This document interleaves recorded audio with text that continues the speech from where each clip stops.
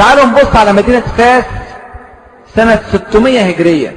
مدينة فاس كانت من المدن الصناعية الأولى في العالم. مدينة فاس كان فيها أكثر من 3000 مصنع لنسج الثياب، بالضبط 3064.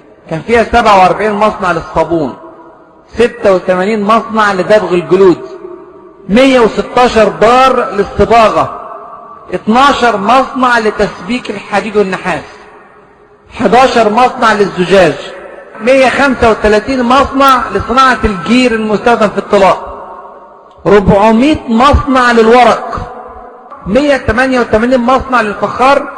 كان فيها 200 مكتبة لبيع الكتب سنة 600 هجرية، يعني من أكثر من 800 سنة من دلوقتي.